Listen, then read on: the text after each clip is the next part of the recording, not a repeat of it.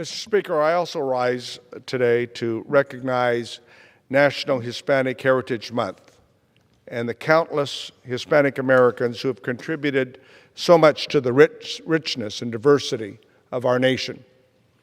Ray Catano was an example, but there's so many, many examples.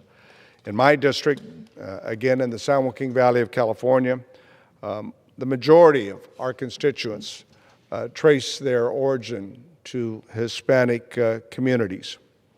Actually, in California, it goes back to the very origins of the state, about 400 years ago. And they, in so many different ways, reflect the diversity and the breadth and the width in our community and in our nation, in business, in education, in the military, labor, in sports, meaningful contributions, working people that make a difference every day giving back. You know, the Hispanic community throughout our country reflects the American story. And that's the story, I believe, of the immigrant pasts and immigrants present, all wanting to make a contribution and to live what we call what? The American dream. The dream that is held near and dear by everyone throughout the world who admires and appreciates that America is a beacon of light. And certainly it has been for the Hispanic communities. There are so many different individuals that I could recognize in my congressional district. I would like to mention a couple of individuals that I think reflect the temerity, the tenaciousness, and the willingness to give back. Mr. Aguilera, first-generation immigrant, worked his way from a homelessness person to owning his own business.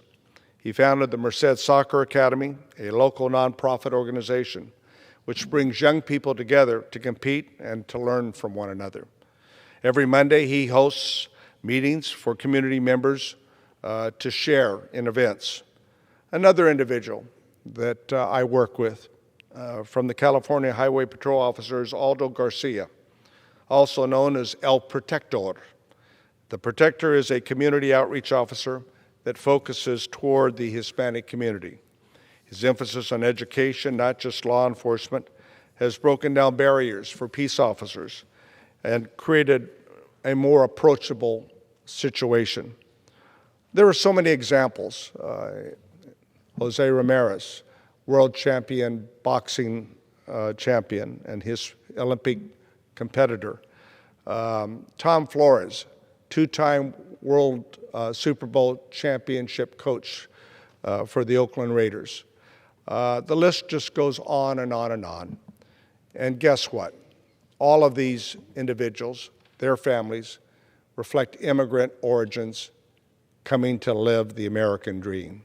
Isn't that really what it's all about? I believe so.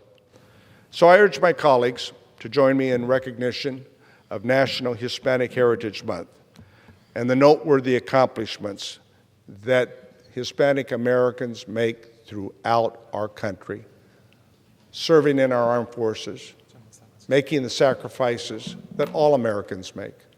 It's what makes our country the great country it is. I yield back the balance of my time.